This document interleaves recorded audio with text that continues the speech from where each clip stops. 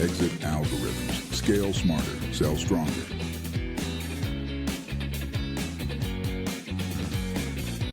Welcome to Exit Algorithms, the podcast where we decode what it really takes to unlock growth, streamline operations, and prepare your business for a high-value exit. I'm your host, Pete Vera, and today I'm joined by Bryan Durkin. He's a seasoned entrepreneur with more than 25 years of building and growing B2B businesses. He founded his first company and grew it to over 250 employees before exiting. He's authored multiple books and is currently focused as the founder and CEO of MVP Inner Circle, helping consultants and experts scale through virtual teams and LinkedIn-driven marketing systems. Bryan, excited to have you here. Welcome to the podcast. Hey, Pete, thanks for having me. Don't mind me, I'm sweating. It's a little hot in Florida at the time of our podcast recordings. Yeah, totally understand that down here too in South Carolina. Don't worry, it'll be okay wintertime. Please don't come. It's full here. Please, there's no room. Yeah, I love that. Bryan, do you mind starting off and share a bit about your journey and how you got started in business and what led you to your work today?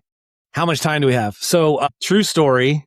How did I get started in business? So I've always, you know how you meet people and people say, oh, you make this look so easy, right? So I've been what I call a professional salesperson my entire life. So when I was about 10 years old, a brother and he was raising chickens and I got stuck taking care of him when he was gone. And then we would take eggs and sell them around to the neighborhood. And then during certain times of year in New Jersey, he would bring corn home. And so I would go on a Friday night and go door to door and sell corn and we split the profits. So early on, I realized if I put hay in the wagon and whatever I was doing, I would sell 30% more because of positioning. So anyway, it got to be really good. And then in college, I did all kinds of stuff. So I was always what people now call a sales professional. People are like, oh, you make it sound so easy. I'm like, well, it's not. And so like every other crazy entrepreneur, I got mad at my boss and I started my own company. Like that was crazy. So I was in my early 20s. I started this tech services company. I did it what we called it as an entrepreneur. I partnered inside of a company and we split stuff. And just like all the beauty that happens, once we got profitable, they decided they didn't want to do it. So once they earned their money back, they just said, oh, we pulled the plug. And I went, oh, this is great. I went into enterprise sales and sold hundreds of millions of dollars of stuff to the Fortune 200 probably. And then I decided to start my own company while I was working for somebody else. So that company's out of business, so it's okay to say now. And then we had a document management company. That business no longer exists, unfortunately, because my partners decided to go in a different route. But we started out as a simple document management company where we scanned pieces of paper. Oh my God, that sounds crazy. This was in the mid 1990s. We were scanning pieces of paper. My partner at the time had a records management company, and so he was taking files out of the filing cabinet, getting into his van, and driving an hour away to drop off 4 files to a OBGYN or a family doctor or whatever it was, because that was what life was like then. And I was like, there's got to be a better way. So I said, well, what if we could scan files, put them in the internet or email them so you wouldn't have to do that? And they could load it in their system and they could have everything out and they could write up stuff. So early e-records, right? HIPAA was just beginning, all that other stuff. So needless to say, over about a 5-year period, we started out, we were lucky to be able to scan maybe a couple bankers' boxes a day, about 1,500 pieces of paper. So ask me how I know. So an average banker box you have sitting in the corner may have between 700 and 800 pieces of paper in it by the time you have the folders and all the other nonsense in it. By the time I sold my interest in the business, we were doing like 300,000 images a day, right? So how do you do that? Well, one, you have to have systems, right? So we broke everything. We broke everything, right? Just like every other founder, we broke everything. We didn't know what we were doing. I brought in an operating partner to fix the operations. And then we found that we needed more fingers on the keyboards. And so we ended up meeting a guy from India in 1996, 97. And at the time, that was not like it is today. It's not like going to Upwork or Fiverr. Yeah, you're good now. Okay. Yeah, it was cutting in and out. You sounded like a robot for a second. And then I have a 150 meg up and a gigabit down. So anyway, if you need help with editing, let me know. So we'll cut that out. Yeah. Yeah. So Okay. the quick version of the business I had that I sold. So I'll pause for a second and we'll just go. So here's the version of my partner we decided to work for I was working with another company, started my own. he had a record storage company. So the record storage company would take files out. He would deliver to the doctor's office, his lawyer's office. I was like, there's got to be a better one. So we took our own money. We designed a little system so we could scan files, take files out of the warehouse, scan them, put them in a specialized internet portal. They could log in and download them, or we could email them to them. So this was the beginning of cloud storage. It didn't exist when I did that. When we got our first license of Oracle, I came from enterprise and my friend sold me the license and he goes, I have to charge you per user. I'm like, but it's on a website on the internet. There's only like 3 users. He just gave me he didn't even know what to do. So they just gave us a studio license and just ignored us. And so every time we did the renewal, I just told my partners, just pay the renewal license because they don't know what it is. Because if they figure out what we're doing, we're going to have to go do a whole nother thing. So push comes to shove, as the business grew, we learned we had a bottleneck. The bottleneck was people on keys. And we found a partner at an industry event that said, Bryan, I have highly educated workers in India at the time. This was in the beginning or middle of the big enterprise like AT&T and American Express were moving to a lot of offshore stuff. And we decided to try it, and we would tell our clients we could do it in New Jersey or we could do it in India. So a file might cost you $3 to do it in New Jersey, and we could do it for 45 cents in India. And they would say every time, yeah, we'll take that. So that's how the business grew. We ended up having I think we had a little over about 225 of the remote team working for us. And we had 26, I think, in the US, project managers, coders, scanning, delivery people, salespeople, project managers. And so that's how the business grew. And then I had an opportunity to exit, probably shouldn't have. And so I decided to kind of say, I'm going to reset and kind of go on to new things. And I picked up my family and moved to Florida. So never, no one's ever heard that before. It's 20 years before COVID. So it was a big thing. And so that's how I got started doing it. I guess kind of the next evolution of Bryan was I was consulting with small businesses on how could you do what I do, right? As a business coach and consultant. And that was okay. And then I guess the next version is I met this Dan Kennedy guy. I went to an event and got the most incredible free gift ever. And 15 years later, I've written a book, I published a book on Amazon. I've got 2 others that I use as lead magnets. I have an amazing team, a small team in the Philippines doing all kinds of crazy support work. I run a mastermind. I speak and consult. So we are the doers. We are not the talkers. We are we don't just say what you should do. We actually help you implement it. So if that's the 5-minute version about Bryan. Awesome. Love it. Yeah. You said it's something I want to talk more about. You said, you sold your first company, InfoStore, but you probably shouldn't have. Why is that? So it was a personality thing, right? So a lot of times I've had 2 sets of partners in my life that I did business with that I didn't have my wife. I will never do that again. So I will tell you, a lot of founders want to go out and find the fact that they've got partners to fill the gaps, or in this case, my partner was a funding partner and he was trying to be an operating partner and he wasn't. And I don't want to get into a lot of the fall on your face kind of stuff, but I probably should have just bought him out and kept it, right? So that was the reality of the situation. And we get emotional, right? Because we're like, I can do a better job. And I always tell people this: figure out a way to stay if you're an overachiever. I'm an overachiever. I was always a number 1 or 2 sales guy, no matter where I went. Remember, at that point, I had sold a couple $100 million worth of stuff. I wasn't an amateur. I didn't need to know how to sell. I didn't need to know how to deliver. I did all that. Figure out how to keep it yourself, right? Because you can hire smart people to be around you. In fact, part of that growth path we went from, 5 people to, whatever the numbers were, 25 in the US and a couple hundred, was I had an operating partner who handled the operations of the business. Paid him a lot of money to be the operating partner because I wasn't an operator, right? So a lot of times, Tony Robbins talks about visionaries and operators, and I was not an operator. Right now I do something called the working genius, and I'm an inventor discerner and not a tenacity enablement. So I know what to do and why, but don't ask me to do it more than twice because I'm going to barf and not want to do it. So, but the blessing is that I had a chance to move to Naples. I live in Paris. I live where you vacation. I live where all people vacation. My wife and I have an amazing interior design business. She's got an interior design coaching business. I can work from anywhere. It doesn't matter where I am. So I've really reinvented what I did. And quite frankly, I don't miss the cold.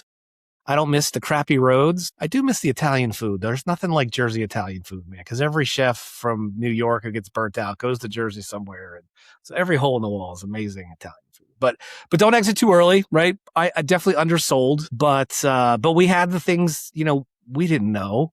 We had operating procedures, right? So I can tell you right now, 7 processes with 7 steps. How hard, Brian, can it be to scan some pieces of paper? I can tell you there's 7 steps, seven big processes, and every one of those has 7 steps. And we used to track it on a piece of paper. So if something happened 3 months, because what would happen was because it's all this kind of, you get a customer service order, you go pick up the boxes, then you inspect them and log them, then you take out the staples, then you organize them, then you scan them, then you code them, then you put them back in the database. That's 7 steps. Sounds really boring, but if you're doing it a couple 100,000 times a day and someone always screws up step 3 and you got to redo 3 days worth of work, you're screwed. I can tell you, we almost went out of business because we had to redo about a month's worth of work for a really big client. And I told the client, like, we have 2 options. We can say no and we'll walk away as friends and this will never happen and I will not charge you the money, or we can move forward. But if we move forward, I need your commitment that we're going to at least get a year, because if not, I'm going to say no, because I'm going to go out of business. Because we were, $50,000 in a hole. Like, when your average transaction is 8.1 cents, to get to $30,000 is a lot. That's a lot of dollars. That's a lot of transactions. Yeah. So, but did you have those steps documented before? We did during it. That's when I brought in my operating partner to really unpack because I'm a typical sales leader, right? Yeah, you guys got it. You're good. Ask me any questions. I'm out of here. And then stuff happened and they didn't have enough context to know if they were doing right or wrong, right? So today is different because we have 137 different SOPs and we have them all documented. But the difference even today, like, no one wants to go back to the documents. So what did we do? We created a document AI repository. Hey, I'm working on XYZ company. I have a new person starting. What are the 5 steps I need to do? Or I'm doing QA. What do I need to do for QA? What should I look out for? And the bot responds back with the answer. So it's completely, again, it's all specialized knowledge going in. We're not using AI to create the knowledge, but we're using AI tools to ask natural language questions to get the answer.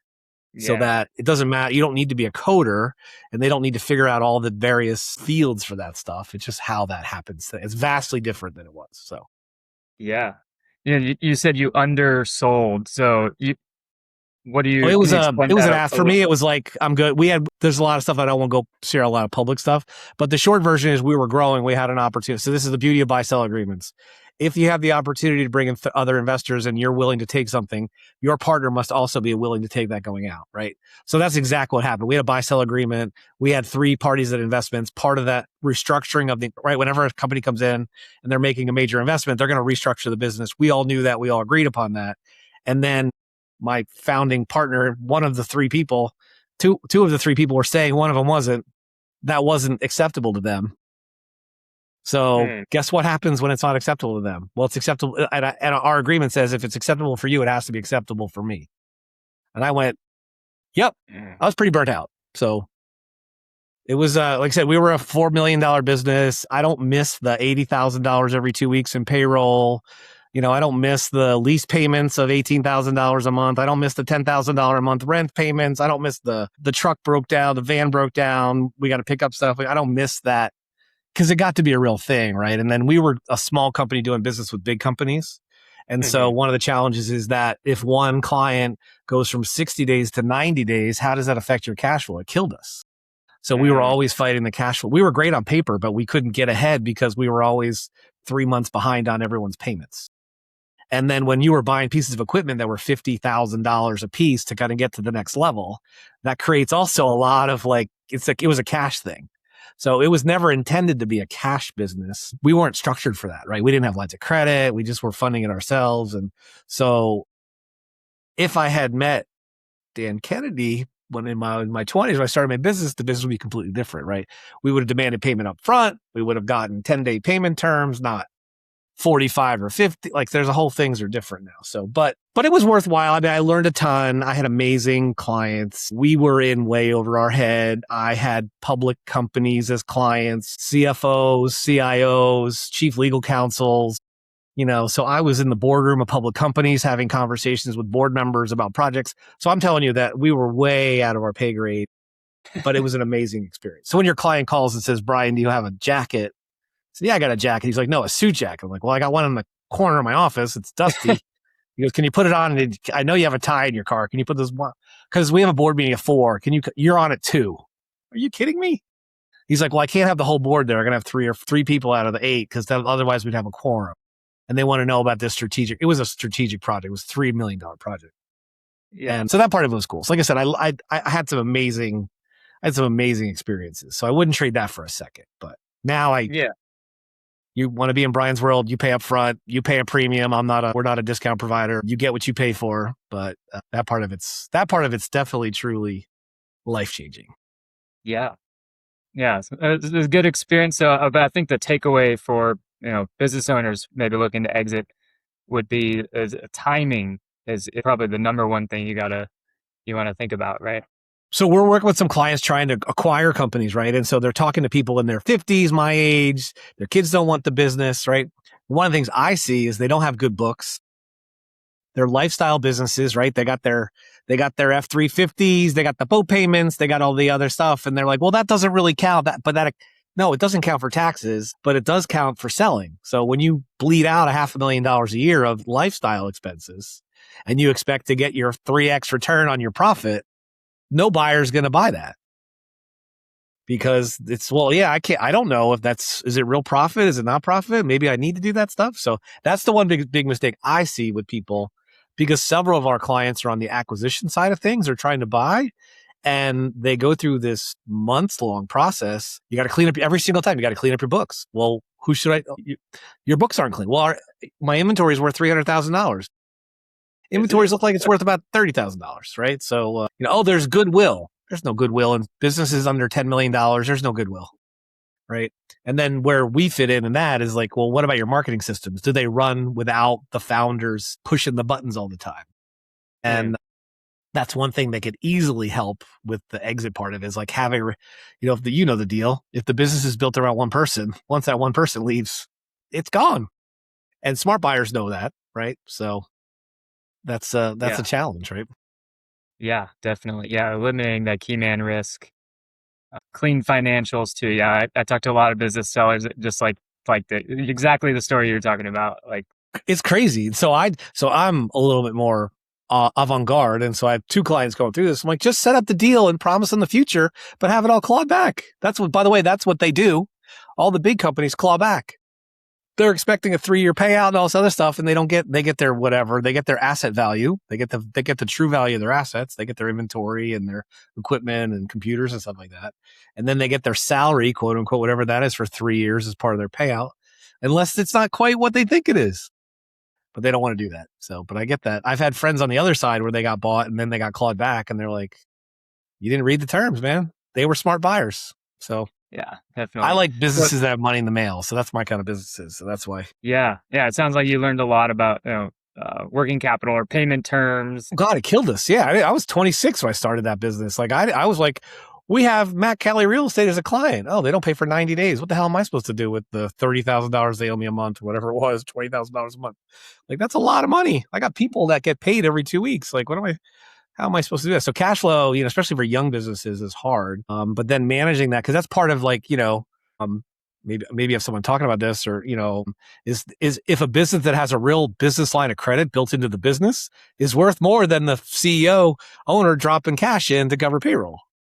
Because then it's the enterprise value of the business is the business's ability to have cash flow through a bank line of credit that they have as a normal course of business, right? So I didn't know any of that stuff. Yeah. So that was crazy.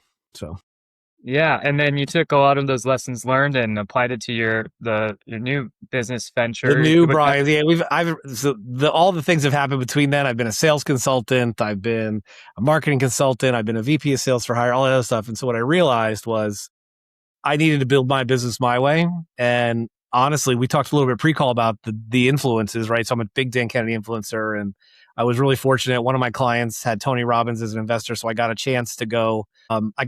See him, and he talks about the business map, right?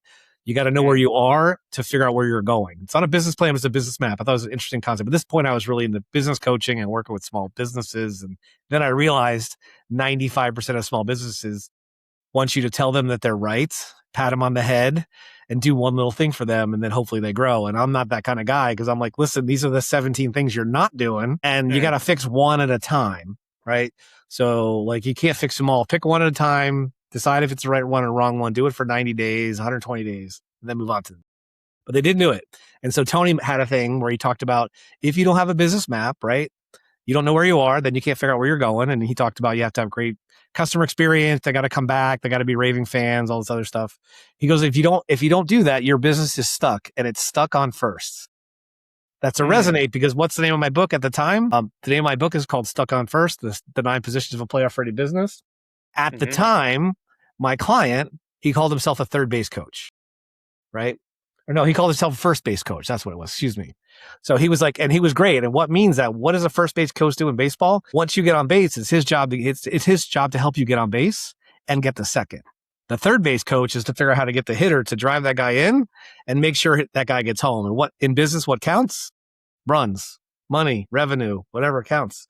And so what I realized is that my client, who called himself a first base coach, was a great idea guy, but he couldn't stick with anything for more than 5 seconds. So he was like, you know how we all have entrepreneur ADHD and we go this way and we go that way and we go this way? His was like explosion. It was like every day it was like at the Magic Kingdom fireworks, right? Going in 50 directions. So I started calling myself a third base coach, right? It's my job to get you home. Not everyone can hit home runs. That was the idea behind the book. So I still use a business and baseball thing. It has evolved a little bit, but it's still a lot of fun. People get it, right? So the idea is like, you got to fill the stadium. You got to keep them coming back. Your team's got to do the right thing. Cause right. Every business owner should be in some kind of coaching program, mastermind, something. Their friends don't know what they do. Your family thinks you're crazy. My mom, God bless her, she's 89. She's like, I always worry about you. I said, Mom, I've been on my own for 35 years. I'm okay. My dad had his own business and he had ups and downs. And she's like, I worry about you. I'm like, Mom, I've worked for myself longer than Dad did. And she kind of looked at me like, and I've had more employees than Dad ever had. So I'm okay. It's okay. We can figure this out. So, but it's a fun. The book's fun. Like I said, if you get it on Amazon, it does talk. It's not a hard read. It's designed for the 2.5 hour read. It wasn't a bestseller. It was never designed to be a bestseller. It was designed to get to know Bryan. So those of you listening to it, obviously go get a copy of it. It's $20. It's a really interesting read. There's still a ton of nuggets. I wrote it about 8 years ago. There's still a ton of nuggets, maybe 9 years ago. There's still a ton of very valuable nuggets in there. I did a re-edit for COVID. It's applicable today as at any time, right? It's all the business fundamentals. What are some of those? Maybe top I call them big game tips. Let me go back. So one, you have to have raving fans, right? You got to be able to fill the stadium. So you got to get people that are interested in what product you're doing. The product you have to be able to deliver. So no one's going to go to a baseball game where it's a bunch of clowns playing baseball. Even the Savannah Bananas are legitimate ball players, right? I think the other thing is the stick-to-itiveness. Like, how do I do things every day? The reason why the best athletes in the business, let's use baseball. Baseball batters they fail 7 out of 10 times, and they're considered the best in the world, right? Why are they the best in the world? You know how much time they put in? They talk about 10,000 hours is what it takes to become an expert in a field. So that doesn't mean you can't take a course for 2 hours. You can't watch an Alex Hormozy video and get all excited to do things one time. Like, you got to put the time in to do the work, right? Not to say they're not brilliant people, but we talked pre-call. I can't imagine how much time Hormozy spent. He sold his business, his gym launch business 5 years ago.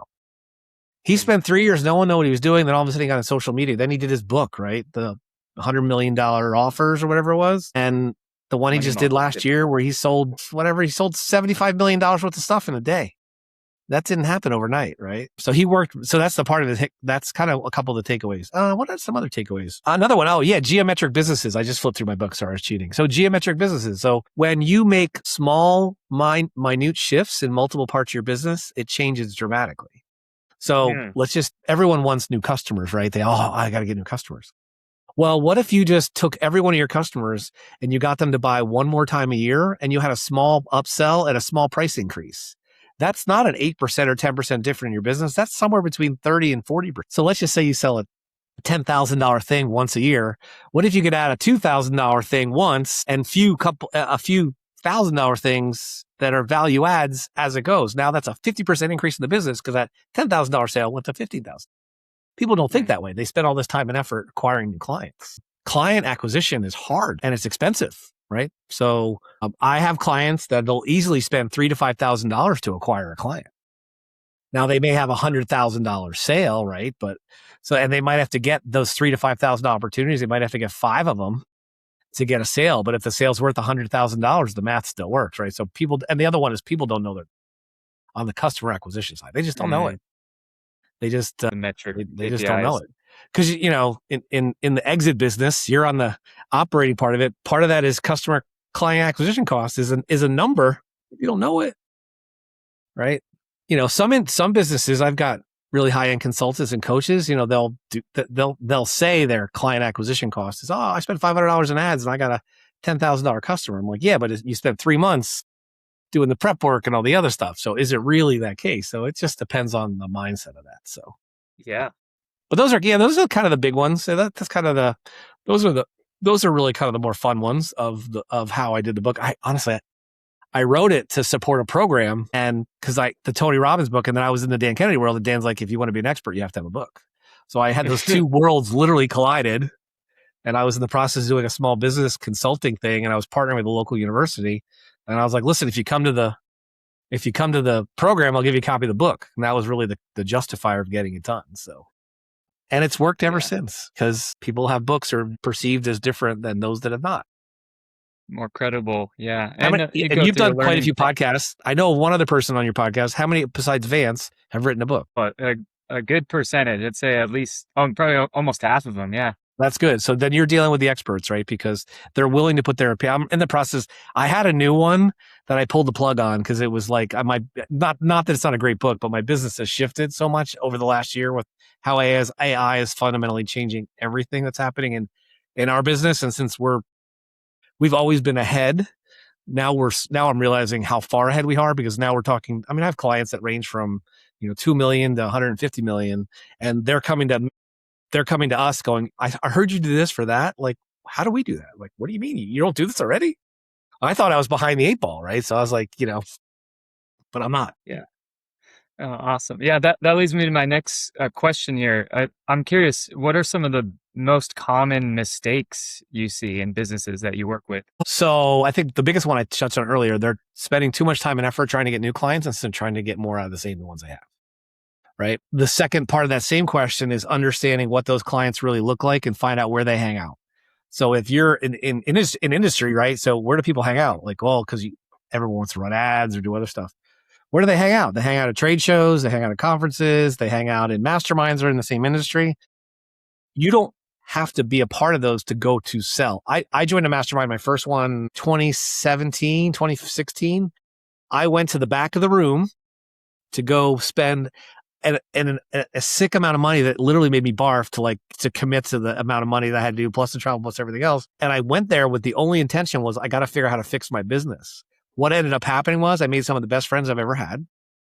I have clients still from that time, and I still get referrals from people from that time because I was in the room with people that had like mindset, now we were all in different businesses, but we had a like mindset. And so that part of it is like be in the right place. We call it a place strategy, right? So if you're trying to grow a business of X, then put yourself in a place. I just talked to a friend of mine yesterday who's an e-commerce expert, primarily in the beauty space, right? He was an he's like, you've been telling me to go to an e-commerce show. We're in a mastermind together. I said, David, you're brilliant. Your clients are making $50 million. You're making all this money for clients, but it's just you, right? I'm like, just go to an event. He literally told me last night that he went to a show in New York City. He met old work colleagues and all the other stuff. And I'm like, there you go. And then the next step was like, well, are you going to go to one of the things about play strategy is going to a place that's different. So Kennedy talked about horse shows. So what do you think's at a horse show? Tack, trucks that tow your horses around, jockey wear, like all the stuff that horses. Vendors? Well, there was a guy selling jewelry there. And everyone would say, why would a jewelry guy go to a horse show? Well, if you go out and just spend $30,000 on a horse and you're of that mindset to spend $30,000 on a horse, your wife's going to say, what'd you do? Why'd you buy a horse? And so instead of saying that, he would come home and say, hey, honey, look at this beautiful necklace I got you. Right. So it's like being in those unusual places will help you because a lot of people that they say they want to get new clients, but they just want to, hey, Pete and I have a great relationship. I want you to know these people because they're helping me. They can help you. 3/4 of my clients regularly introduce me to their suppliers and their vendors. Like it's unusual. So I got referred to Pete from someone who was on his podcasts, and not only is Vance a customer, but I'm also his customer and I operate his business.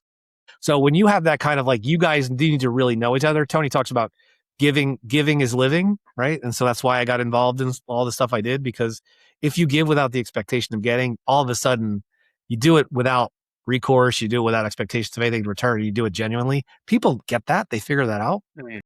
And I think that's really where people miss on the growth. I have a client driving me nuts. They're in industrial distribution in a certain geography. And I'm like, did you know there's a manufacturing association like 7 miles from where you live? And they get together once a month to talk about stuff? You should be in that room. Even if you're not, like, why wouldn't you want to hang out with other people who are all serving the same? Well, they could be competitors, but they might be an acquisition partner. They might know what's going. I'm like, I can't imagine what that is. Back to that. One of the things I wrote in my book was about, we called it the mafia. It was Cisco. It was Cisco, Sun Microsystems, and probably Sun Microsystems. They were the 3 big guys in the .com era. I'm dating myself. It's 25 years ago. So you wanted to, because those guys were making money as fast, because people couldn't print money fast enough to get people, because it was the .com craze. You couldn't get online fast enough. You had to have a Sun server. You had to have Cisco stuff, and you had to have Oracle. That was the other one, Oracle. There you go. They all had to go together. I didn't work for those companies. So they're like, well, how does that help Bryan to sell more stuff?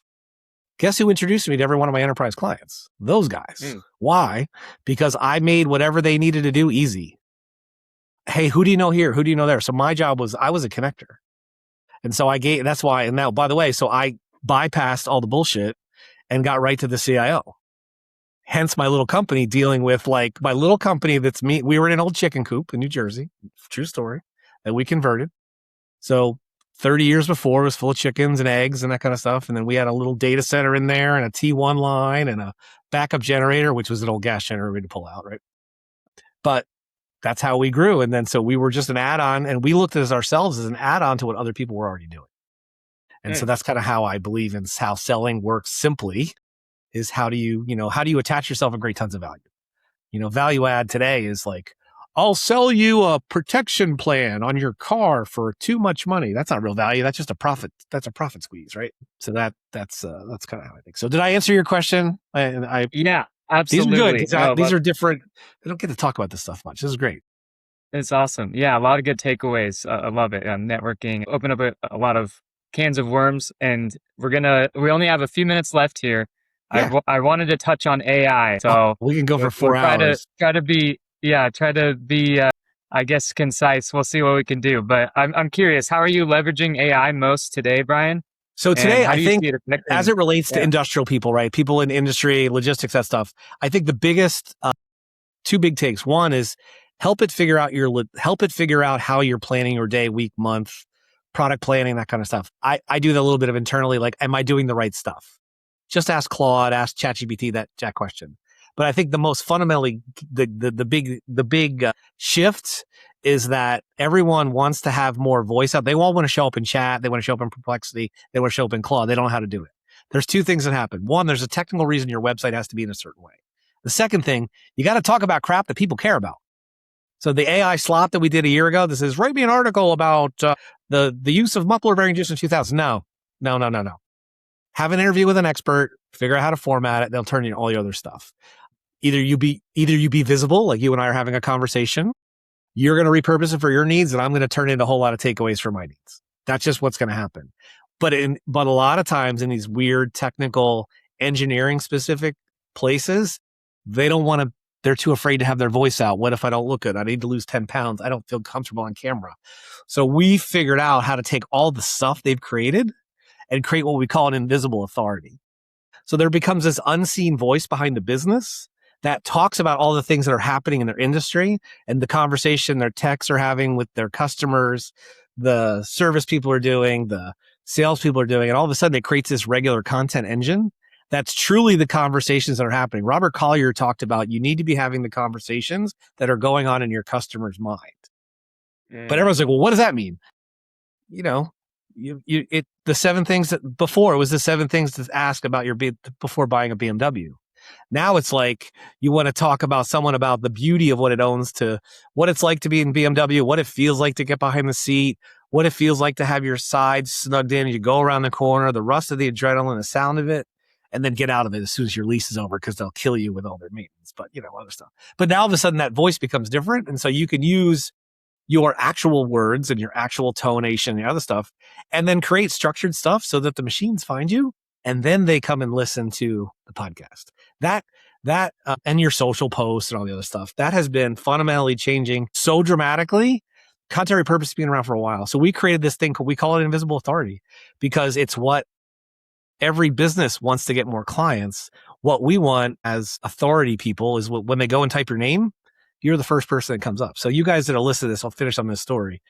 If you go to ChatGPT and type in Bryan Durkin, Bryan with a Y, the first guy's going to come up was Bryan Durkin, who was the chairman of the Chicago Mercantile Exchange up until 3 or 4 years ago. He retired. The reason why I knew that, I was always very active on LinkedIn. So anytime something would happen in the markets, everyone would look on my LinkedIn. They were journalists, whatever stuff. So I started publishing a lot about my journey in B2B and other stuff. So now if you go to ChatGPT and say, no, the B2B guy. And then all of a sudden it'll give you this big on thing about Bryan, the B2B guy. And that's what I'm known as, is the B2B guy. It'll tell you his influences. It'll tell you where I come from. It'll tell you do something every day. Version 1 is better than version none.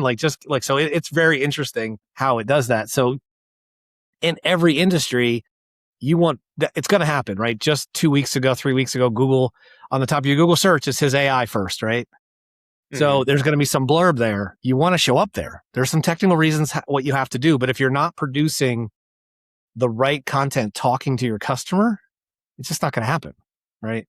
Because in B2B, ads are tough to work, right? That's why outreach still works. We still have cold callers. We do cold stuff. It still works. That's why people still do it. That's why you get those stupid spam messages, because someone must respond to those dumbass spam messages we all get 50 times a day, because it must work. Someone must reply, because they do that. But the first thing they do is they go Google it. So when I get those pitches, the first thing I do is I go I click up the domain, do a DNS lookup. If it doesn't show anything, there's no chance I'm even opening the email. Right. So if their name doesn't show up anywhere, it's not going to respond. So your name needs to show up when they do it. We talked 5 years ago about Googling. That's why people wanted you to write books, because when they Googled you, your book was great because Amazon's great. LinkedIn's great about publishing your stuff on their sites. But now that's their media, not yours. You want to drive them to your website because you own it. So that's the big thing with AI. You got to show up. You got to figure out how to do it. There's only one thing you can do to show up in AI. Produce consistent content that's relevant to your audience. The weirder the niche, the better you are. So if you are, a specialist in the spotted owl mating habits in Georgia, and you write all about that, and you want people that are interested in spotted owls to find you, now you can do that. There's some certain things you have to do from a format to do that, but you're going to do great. So awesome. Great advice. Okay. Last question. If you could pick one practical tip for small business owners wanting to build a business that will eventually run without them, what would it be? I would say thank you every single day. Find someone to say thank you to every single day. A past customer, a past employee, a friend, someone who helped your kids, someone who helped your family, your faith, whatever it is. Say thank you for being you.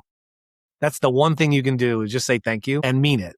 And I think that if you do that, it will bleed into so many other things. It will make you feel good. And when people feel good about themselves, their businesses feel good about their customers, the team gets it. So I would say thank you is probably the number one thing you could do. And it doesn't require any skill. It doesn't require a ton of discipline.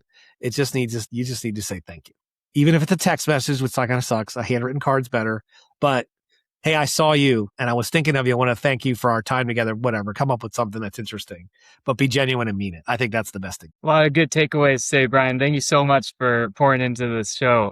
Where can listeners find it if they enjoy this as much as I have? Your book, your website?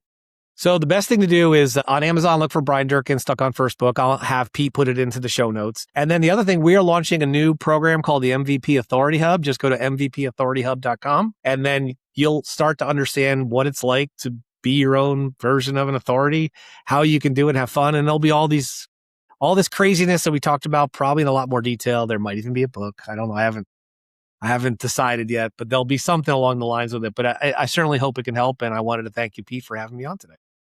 Absolutely. Have a great day, Bryan. I loved having this conversation today. All right. Thanks. Exit algorithms. Scale smarter. Sell stronger.